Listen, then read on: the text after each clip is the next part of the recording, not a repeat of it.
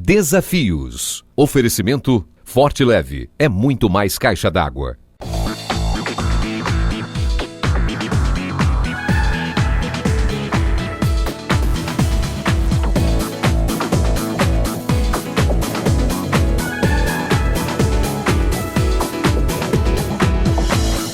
E renasci para Cristo, pastor Eli, nem eu acredito. Eu olho no espelho e pergunto assim, quem é você?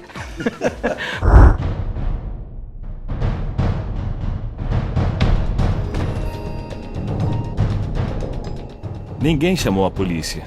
Não me importunam. Não me mandaram embora. Não me preocupo nem um pouco em ser preso, torturado ou morto por ler minha Bíblia. Segure a mão que Ele lhe oferece e volte ao centro da vontade de Deus. Lembre-se, a vitória não é apenas dos que não caíram. Ela pertence a todos os que ousaram se levantar. Não se turbe o vosso coração, crede em Deus e também em mim. Na casa de meu pai há muitas moradas. E nós estamos de volta com mais um programa Desafios. Mais uma vez, muito obrigado pela sua companhia. Você de norte a sul do estado do Espírito Santo, vai o meu abraço apertado. No primeiro quadro, Maria Ângela Farias Sofiati. Ela é coordenadora de treinamento de capital humano. Ela trabalha em uma multinacional, um bate-papo fantástico. Depois do quadro de variedades, um suspense. Nós vamos mostrar para você O Livro Perigoso. Temos o quadro Pensando em Você e no final do programa o videoclipe da música Jesus é o Caminho com Heloísa Rosa. Não tem outro caminho. E esse barulhinho estão convidando você para assistir o programa, mas você pode agora, nesse momento, também convidar os seus amigos, porque nós voltamos em instantes.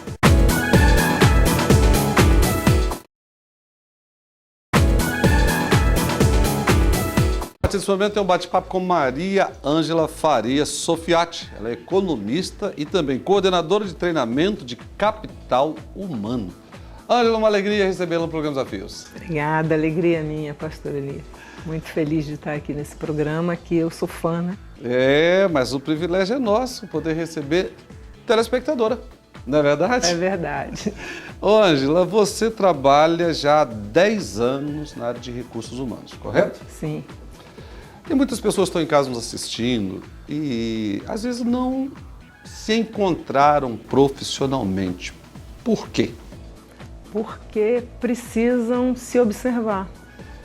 Nós precisamos prestar muita atenção nas nossas habilidades, nas coisas que nós gostamos de fazer. Quando fazemos aquilo que gostamos, conseguimos fazer muito bem feito. E normalmente as pessoas, pastor Eli, elas procuram um emprego. E elas não se preocupam em buscar uma carreira, um lugar onde elas possam realmente desenvolver as habilidades que têm e fazer algo que goste. Porque você falou uma coisa importante, tem pessoas que não param em emprego algum. E isso é muito ruim para a saúde da pessoa, né? Porque ela se sente incompetente, ela se sente ruim e faz mal, não é bom. E não consegue desenvolver nada. E fica com uma imagem ruim também, porque nós que estamos do outro lado, querendo saber quem é essa pessoa que nós trazemos para o nosso ambiente, né, corporativo, ela deixa a desejar, porque ela passa por um local e por outro, e nós ficamos interrogando o que será que essa pessoa tem que ela não consegue se adaptar? Será que é um problema de relacionamento? Será que é uma dificuldade técnica? E acaba que essa pessoa perde a oportunidade de emprego. E aquele profissional ou aquela profissional que já fez vários cursos, mas não conseguiu se encaixar em nenhum? Esse profissional, eu diria que precisa parar e refletir sobre o que ele quer fazer da vida. Porque você ter um currículo cheio de cursos, primeiro que o RH, né, o capital humano, acaba não lendo o currículo, porque é tanto curso que a gente tem muito currículo para ler e acaba passando despercebido. Então a gente vai procurando exatamente os cursos que atendem à vaga. E se você faz uma diversidade enorme de cursos, você acaba não tendo competência em nenhum deles.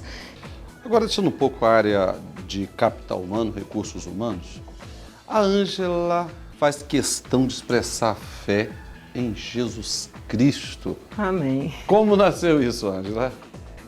Pastor, isso nasceu de muita angústia, muita tristeza, muita correria, muita ansiedade. E as pessoas falando de depressão, eu, graças ao bom Deus, eu não cheguei a ter depressão, mas uma irritação, eu não me suportava, essa era a verdade.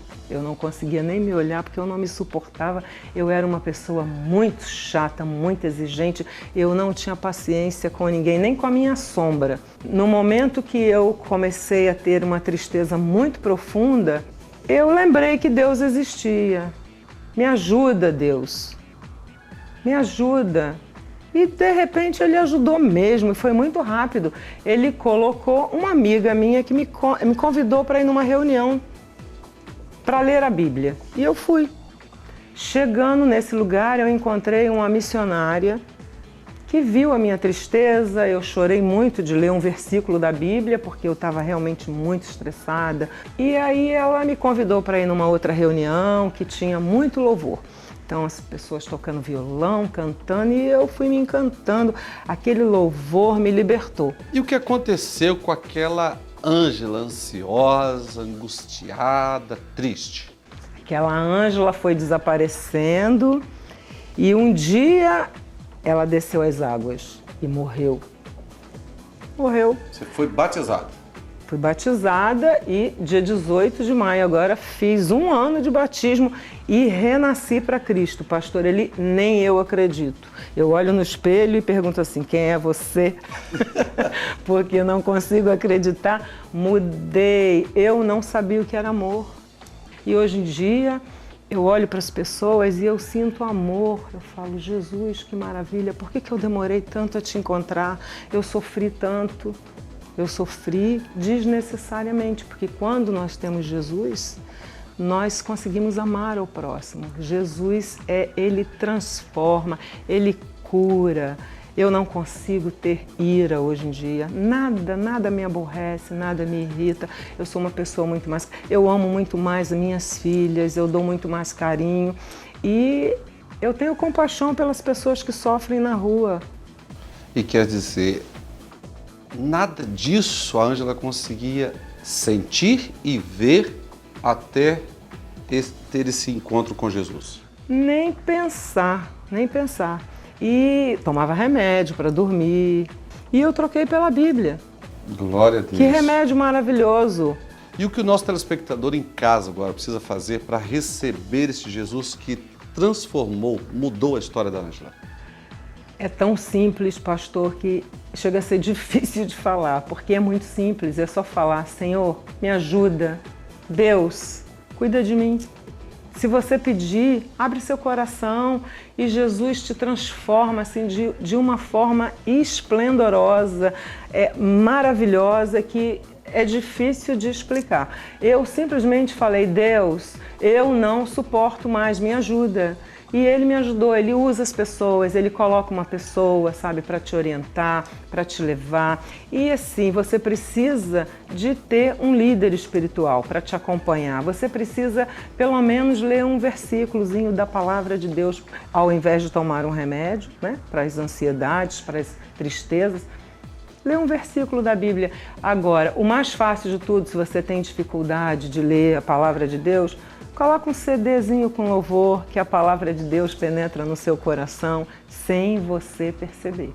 Maria Ângela Faria Sofiati. Quero agradecer por ter atendido o nosso convite. Obrigada. Privilégio, viu? O privilégio foi meu de estar nesse programa que eu assisto sempre, porque eu sou fã. Para você que está em casa, hoje o bate-papo com a economista e ela que é coordenadora de treinamento de capital humano, Maria Ângela Faria Sofiati. É simples assim, mas a escolha, ela é nossa. Você tem que querer abrir o coração, deixar Jesus entrar e permitir que as palavras do Cristo sejam as palavras do seu coração e dos seus pensamentos.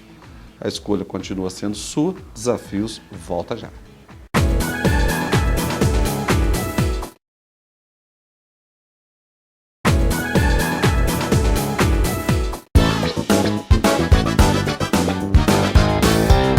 Nós recebemos o material da Missão Portas Abertas, uma agência missionária que cuida da igreja perseguida. E nele veio um conteúdo falando sobre a Bíblia. Será que esse livro preto, ele é um livro perigoso?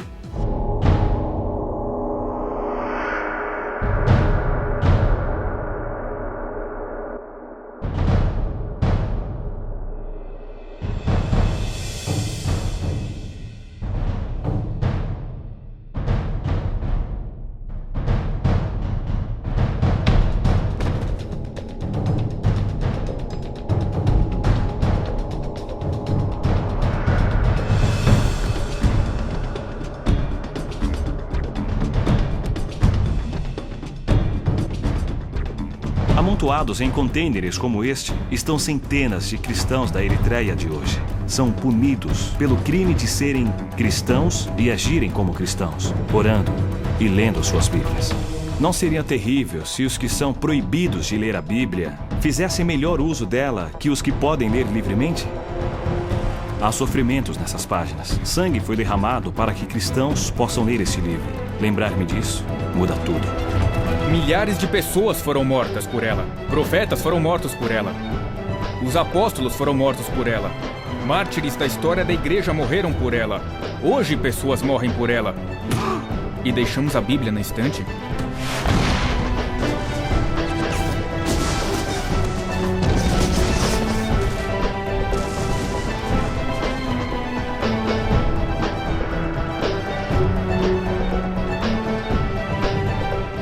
Nunca mais verei este livro da mesma maneira. Sigam o livro. Sigam o livro perigoso.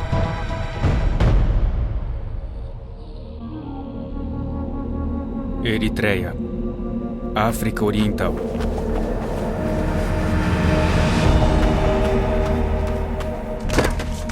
Disseram-lhe que renunciasse a ser um cristão evangélico. E ele respondeu que não faria isso. Não parece tão perigoso. Mas Isaac, o prisioneiro que acabamos de ver, discordaria. E não apenas ele, mas milhares em seu país, Eritreia, como milhares no mundo afora, afirmam que este livro é um perigo muito grande. Para esses cristãos, o que vocês verão agora seria considerado um milagre. Observem.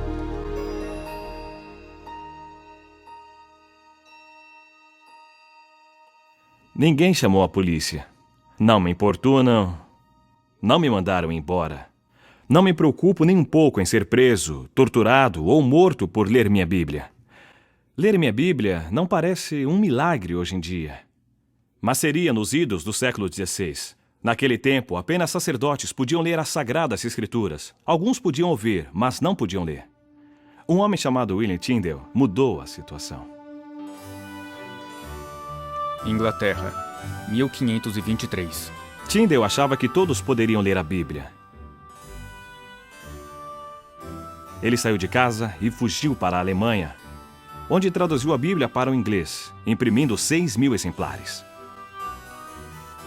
Essas foram as primeiras cópias da Bíblia em inglês. E Tyndale as contrabandeou para a Inglaterra.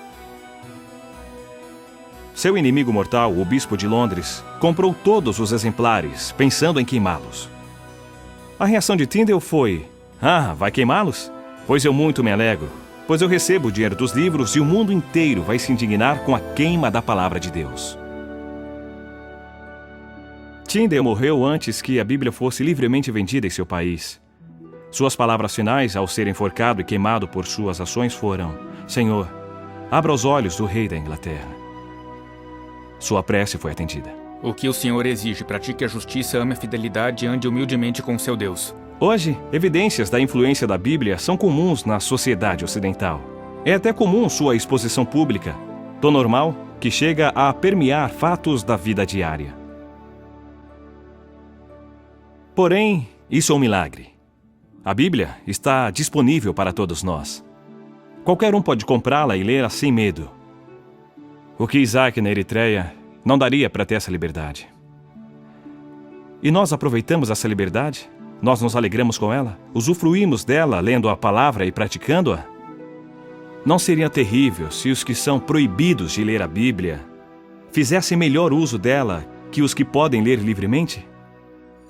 Um velho pastor chinês uma vez disse: existem apenas 3 tipos de cristãos no mundo e apenas um é verdadeiro. O primeiro tem a Bíblia, mas não a lê.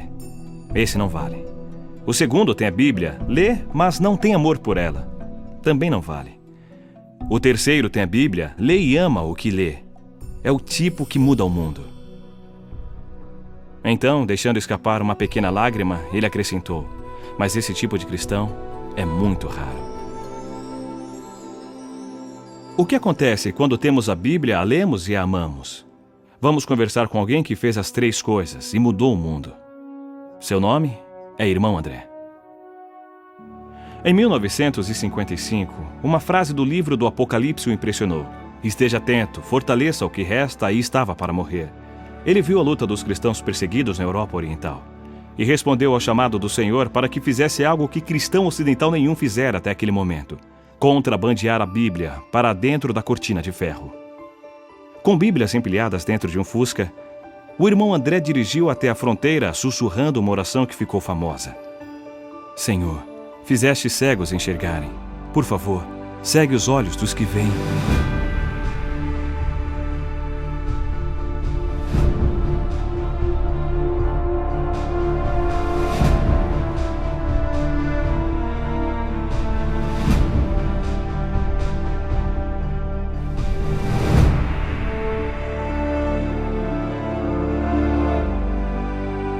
Deus respondeu à sua oração. E o irmão André ficou conhecido em todo o mundo como o contrabandista de Deus. Irmão André, os governantes ainda acham que a Bíblia é um livro subversivo e perigoso. E por que eles têm tanto medo da Bíblia? Porque a Bíblia nos faz novas pessoas.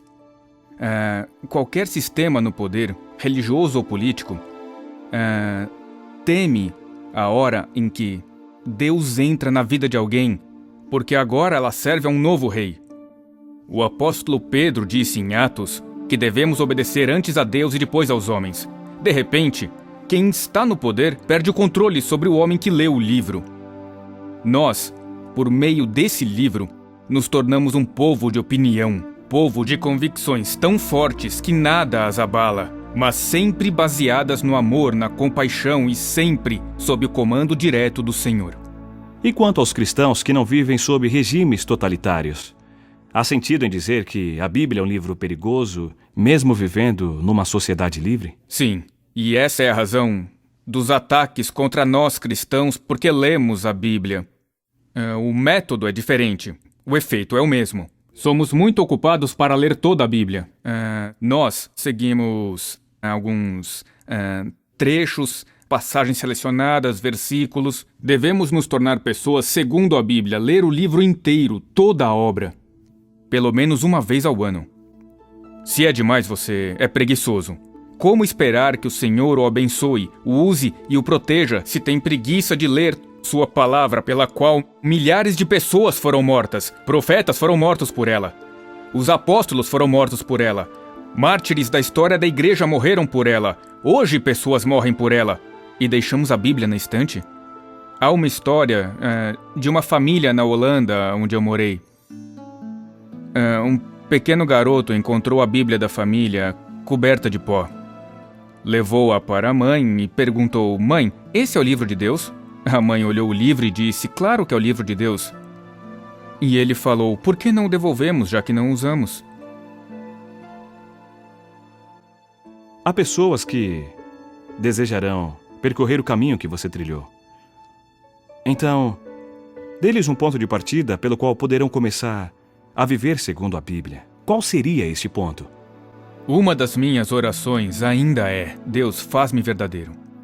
Eu aconselho que, ao ler a palavra, diga: Senhor, fale comigo, e o que me disseres, eu farei. E surgirá uma nova vida de aventura que o espantará.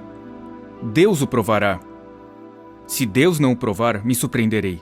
Se você nunca for atacado pelo diabo, me surpreenderei. Mas como? Eu não sou digno de um ataque? Você pede por problemas quando segue a Jesus radicalmente. Mas nos problemas diga aleluia, eu estou no caminho certo. Siga o livro, siga. Siga o livro. Isso mudará a sua vida. Então, como você acabou de assistir, esse livro tem impactado muitas pessoas, muitas nações.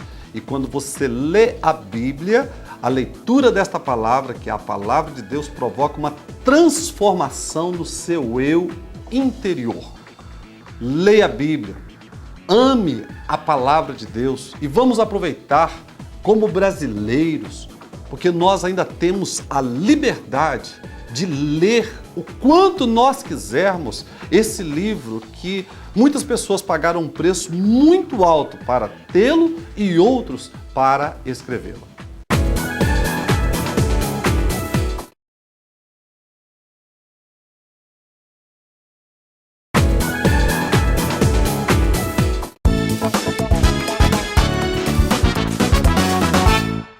Oi, você conhece a história?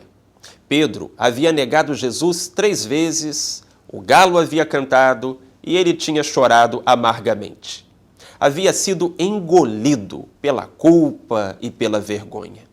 Agora, passados vários dias, o Senhor, já ressuscitado, aparecia a Pedro na beira da praia e lhe perguntava: Simão, filho de João, tu me amas? Isso está em João 21:15. Depois de negar o Salvador 3 vezes, Pedro já não era capaz de fazer muitas promessas. Antes do canto do galo, ele era um sujeito orgulhoso e poderia jurar que seria fiel. Mas agora, ele já não tinha tanta certeza. Havia descoberto suas próprias imperfeições e estava muito envergonhado. Entretanto, uma coisa permanecia inalterada. Ele sabia que amava a Cristo. Foi então que Pedro respondeu ao mestre: Senhor, tu sabes de todas as coisas, tu sabes que eu te amo. Jesus falou: sendo assim, apacente as minhas ovelhas. Por quê? Porque para Jesus, aquilo era a única coisa que importava. Muitas pessoas têm passado pela vida esmagadas sob o peso da culpa e da vergonha. Mas se você errou, a melhor coisa a fazer não é fugir, nem inventar explicações. Ainda existe algo que você pode assegurar ao seu Senhor. Você é capaz de dizer-lhe, com toda a certeza da sua alma, se o ama ou não. Para Jesus, isso é a única coisa que importa. Segure a mão que ele lhe oferece e volte ao centro da vontade de Deus. Lembre-se, a vitória não é apenas dos que não caíram. Ela pertence a todos os que ousaram se levantar. Aquele que, como Pedro, passou pela experiência triste de decepcionar a si e aos outros, mas encontrou no olhar e nas palavras de Jesus a força para seguir em frente, é como um navio que enfrentou o vendaval e, mesmo trazendo arranhões no casco e tendo as velas rasgadas, alcançou vitorioso o seu porto de paz. É isso. Estamos encerrando mais um programa Desafios. Você fica agora com o videoclipe da música Jesus é o Caminho. E olha, para 2016 não tem plano B.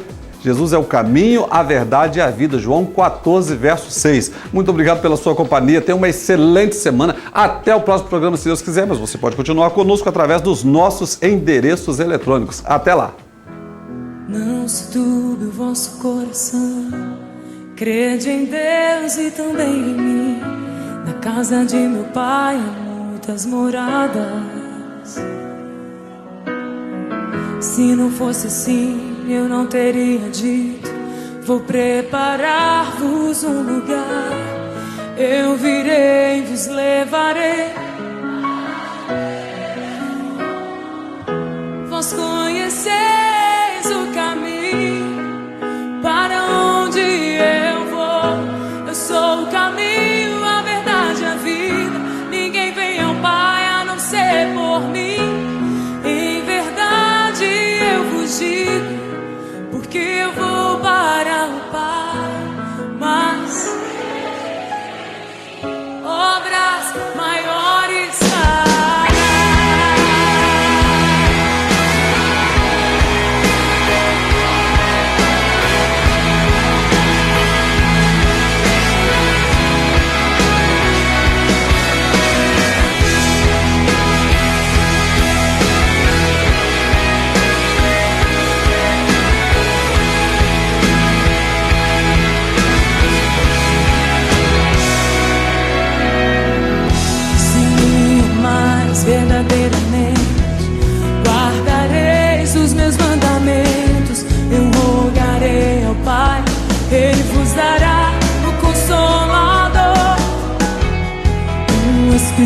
Espírito da verdade, que o mundo não pode receber, mas Ele habita em vós e estará em vós para sempre. Aquele que tem os meus mandamentos, esse é o que me ama. E se alguém me amar, será amado por meu Pai. Eu também o amarei e me manifestarei a Ele.